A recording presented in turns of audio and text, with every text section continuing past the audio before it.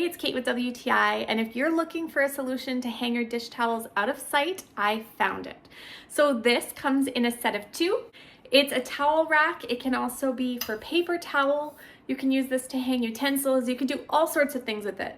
Personally, I didn't want to put any screw holes into my cabinet doors, but I didn't want to have my tea towels hanging over the top of the door or on my stove or anywhere else that was really visible. I wanted to be able to dry my uglier towels out of sight. So that's why I got this.